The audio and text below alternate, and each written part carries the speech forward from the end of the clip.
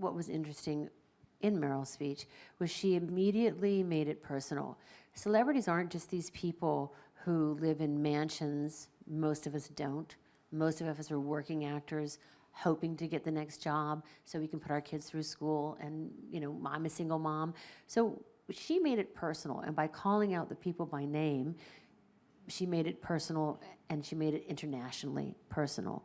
And so that was number one. So celebrities are just people whose opinions may not be listened to, no more or no less valuable than the hater who responds to me, you're out of touch with, the Christian right.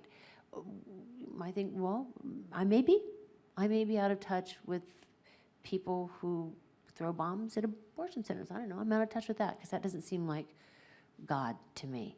So we all have our own ideas about things, but what I am in touch with is my constitutional rights, and what I am in touch with is my love for this country, and I am in touch with what I grew up believing were the values of this country, and I think there are better ways to do things, and so because people are afraid to speak right now because the backlash is very strong, even if it's simply the backlash is always humiliating. Meryl Streep is overrated. This guy's tears are fake.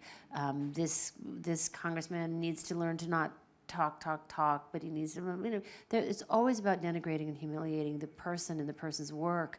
And that's a technique that is in and of itself inferior. It's never about what they're saying. It's about who is saying it, which and is how a bully. They're saying, yeah, it's a bullying tactic. So we must not be afraid to speak out against that. And so if I can, or you can, or anybody can, it's not just celebrities tweeting. There's a lot of people tweeting. There's a lot of people responding. And at those marches downtown, there were 750,000 people in Los Angeles weren't just celebrities. They were people. They were moms. There are people who want health care. There are people whose parents are immigrants. There are people who are immigrants themselves. There are people who are, that's all the people trying to understand where the nation is going and make sure it's a nation that is, has the values that we uphold, that we believe in, and that it's constitutionally, that it's legal, it's, within our constitutional rights. So why shouldn't I be allowed to tweet about that? Why shouldn't I be allowed to talk about that?